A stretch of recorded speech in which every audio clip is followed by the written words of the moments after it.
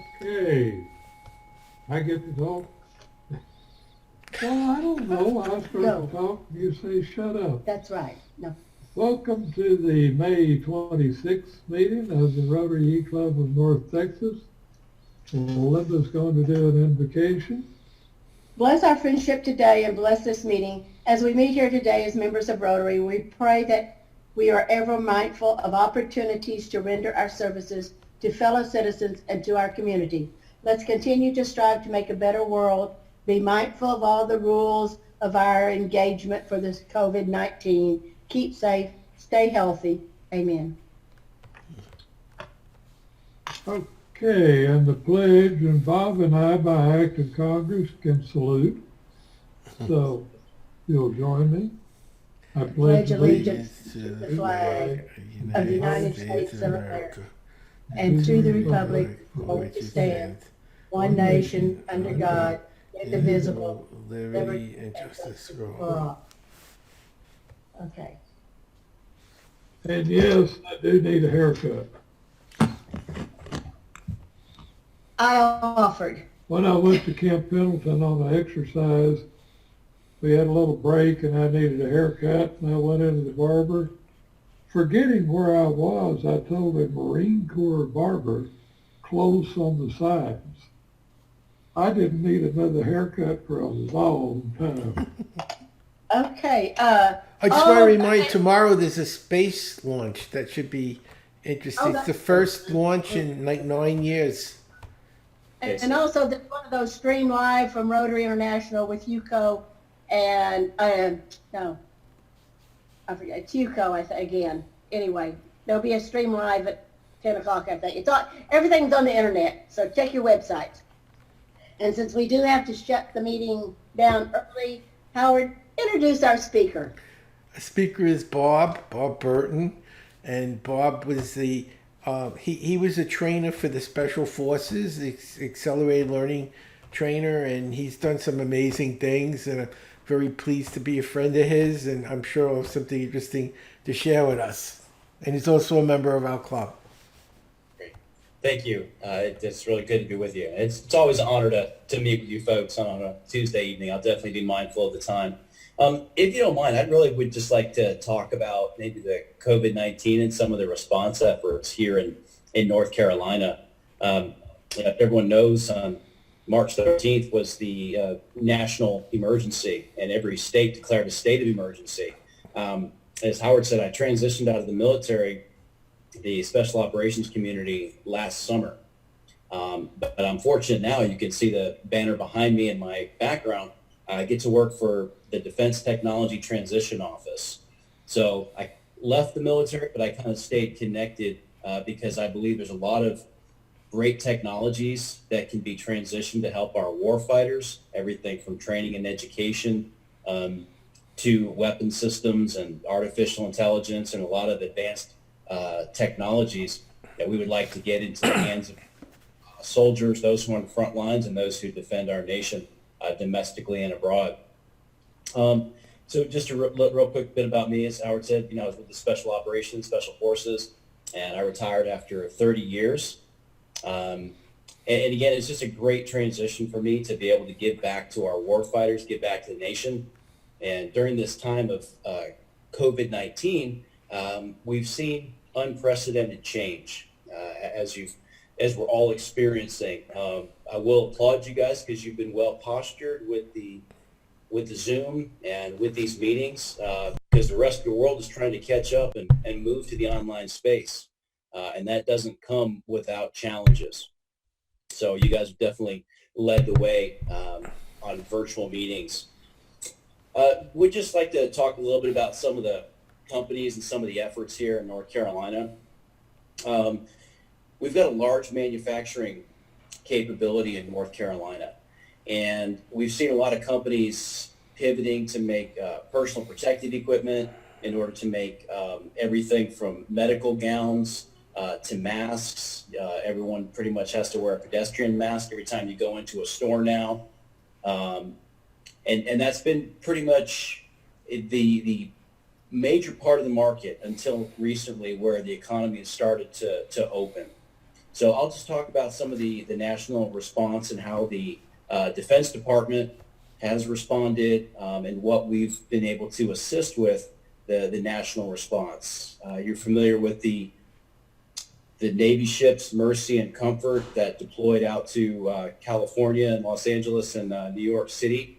Really quite a remarkable addition and support. It wasn't quite as bad as they anticipated, not getting into numbers or statistics or predictions, but nonetheless, everyone's been impacted, and it was a severe enough to launch those assets on the domestic front. As the military was mobilized throughout America, they were bravely going into these hotspots or these ground zeros of the coronavirus with a lot of unpredictability.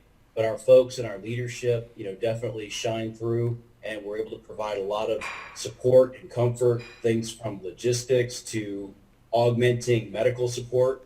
And Howard, this is kind of interesting. I actually received an email where they were recalling, they wanted to see if I wanted to come back onto active duty, which I thought was interesting in order to help with the surge. I figured for my family and for the community that I could be better served in my current position, which has really been fantastic and a great honor to work with the North Carolina companies as we responded to the COVID-19.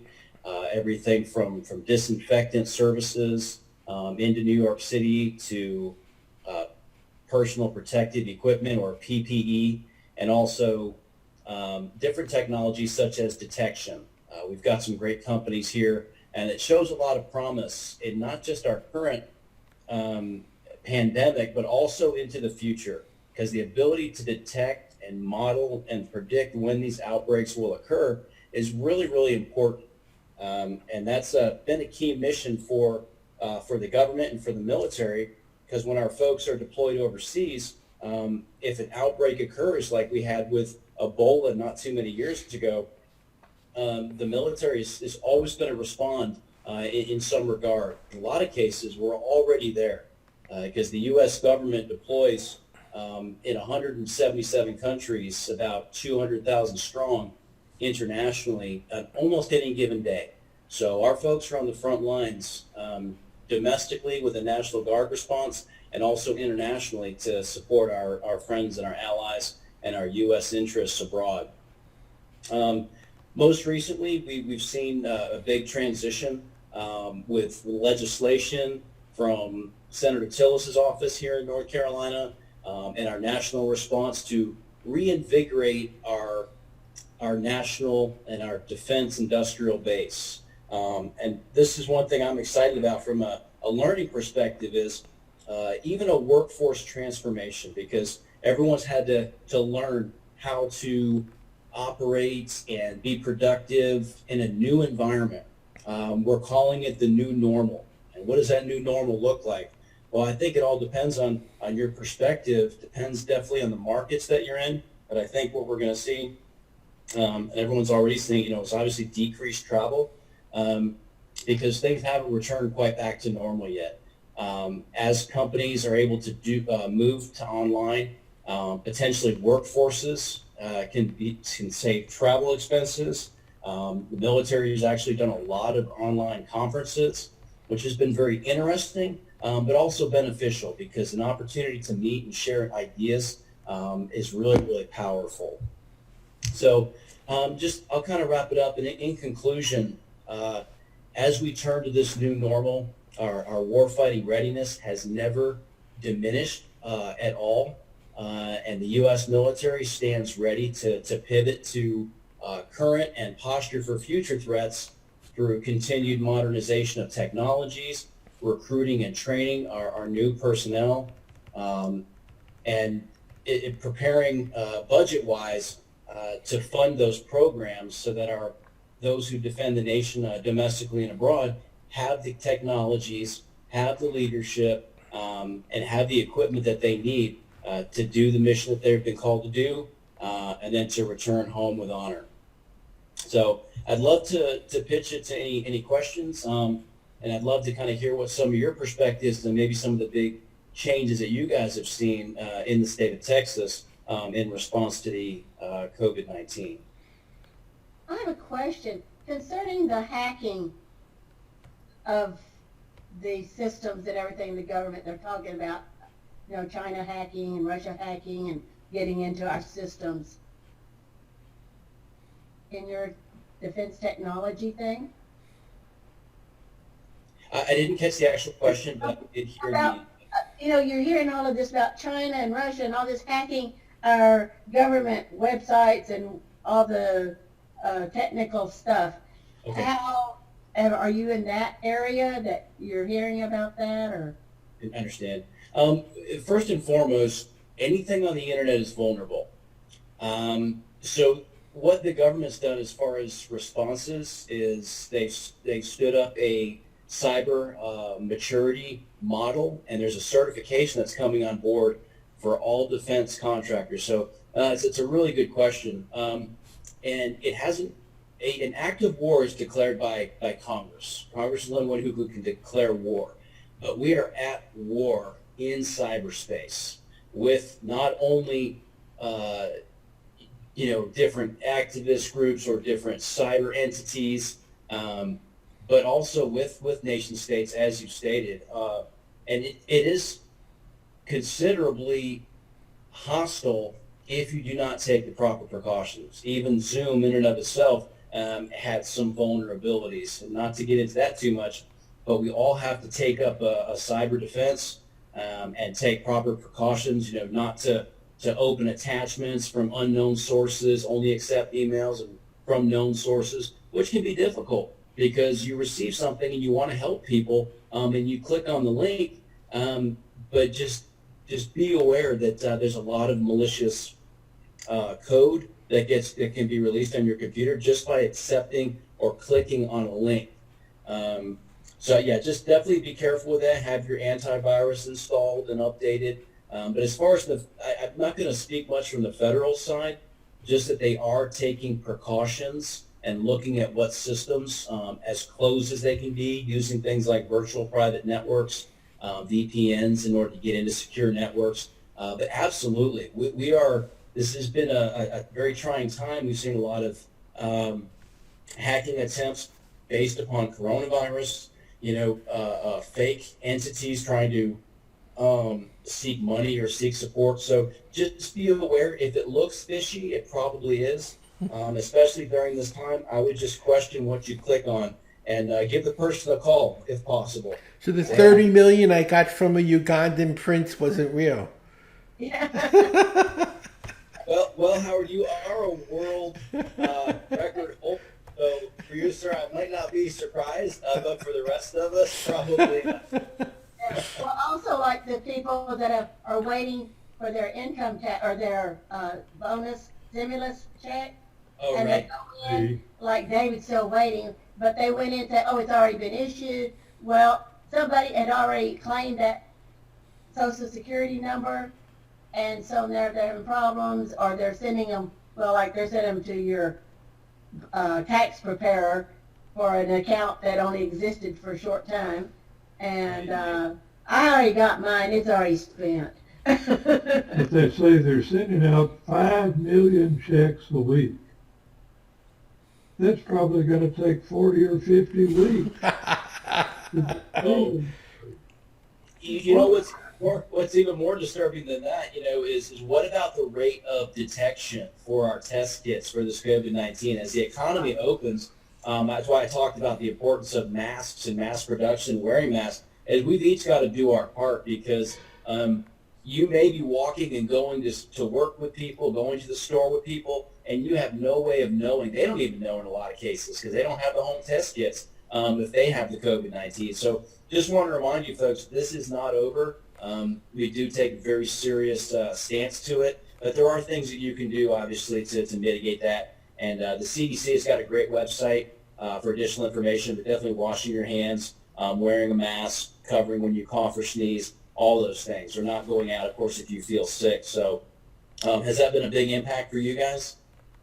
I send David out every day to Walmart, Home Depot, I stay home, he does all the cooking. Well, I'll ask about how many people are wearing masks. It seems to be dropping off a little, but I would guess, I mainly go to Home Depot, Walmart, and Kroger's. And I would have guessed like 80% or more of the people were wearing masks. I was in an auto parts place, and a guy came in without a mask, and they said, hold it, you can't come in without a mask. And he argued, he said, if you don't have a mask on, you don't come in the store. Yeah. Come back when you got a mask. I like that. But apparently, a lot of people just aren't going to do it. Yeah, you're right. And you can't control human behavior is the hardest thing to control. And Lenny, Well, look at the beaches. The people are going out to the beaches now. right? You know, that's ridiculous. Well, it's okay. Just keep your distance. That's the greatest thing. They're not. They're on top of each other. Yeah. I see a lot of that here. They're not wearing masks. They're going to stores. They're in restaurants, and they're all. It's going to explode. It's going to get really ugly here in a few weeks. Yeah.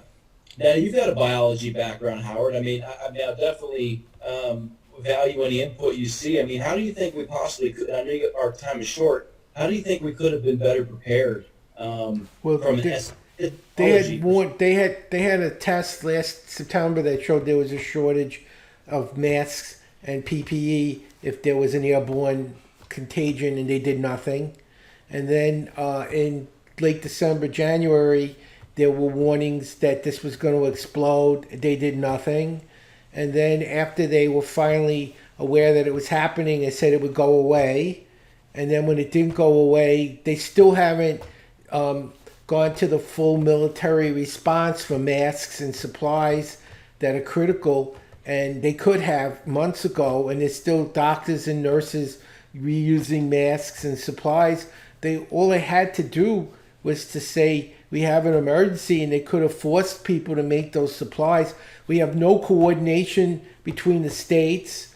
There's no federal leadership where everything is being done in a coordinated way like they did with Ebola.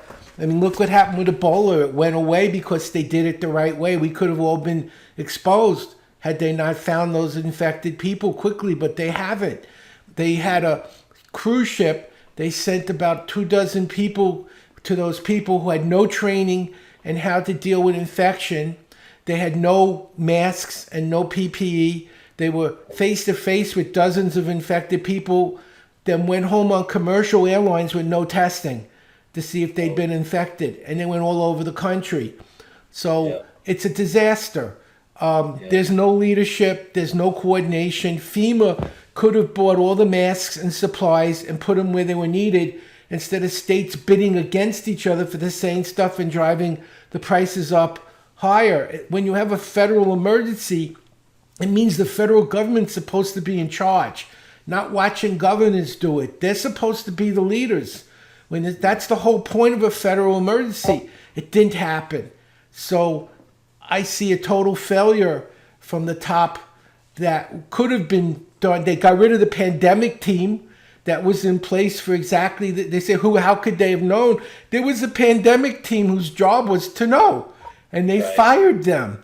And they also reduced the budget for the CDC in this area by $130 million. And then they didn't have the stuff that they needed. The CDC's been cut out of the most of the conferencing, and when they came out with their suggestions on how to open safely, they wouldn't let them use it. They didn't like the stringency of what they were suggesting, that's what they're supposed to do. Every day it's a different deal of what you're supposed to do. Because they said they know nothing about the deal. But they do know. They're just not letting them do it. They're not letting people who know do their job. So, it's a disaster. It's a disaster.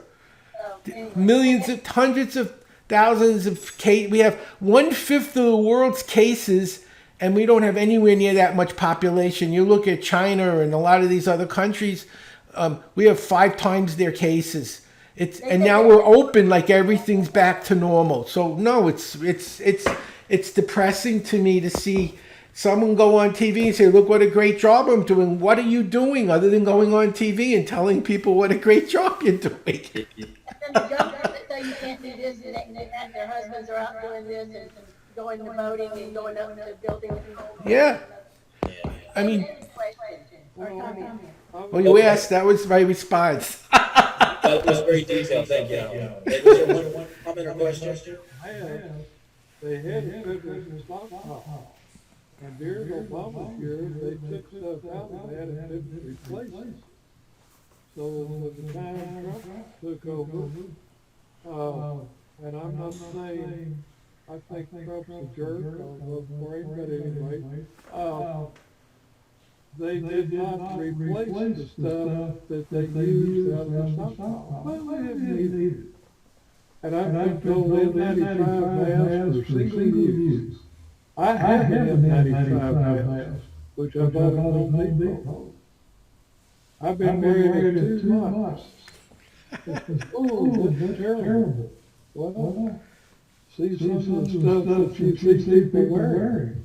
Yeah. Don't put your tight whities over your head and all that. There you go. Okay, I think about time that we Okay. close. Yep. Okay. We still got a couple. Well, okay. And, well, you still gotta do the closing. You got to do the four-way test. Yes. So go ahead. Okay, four-way test of things we think, say, and do. First, is it the truth? Second, is it fair to all concerned? Third, will build goodwill and better friendships. And fourth, will be beneficial to all concerned and will be fun. So there you go. I'll see you guys in 2 weeks. Bob, let's talk tomorrow or tonight. I want to pick a date and set something up for the Wounded Warriors. Okay. Are you available after this meeting? I'm going to have dinner. Vicky's got dinner ready, but I'm home tonight. So give me an hour and call me. I'll be home. Okay. Thank you. Okay. Good night, everybody. Bye, everybody. Stay safe. Thanks.